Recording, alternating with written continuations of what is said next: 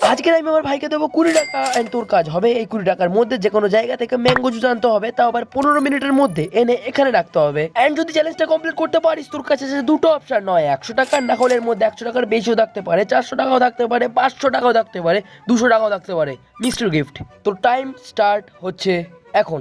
Start.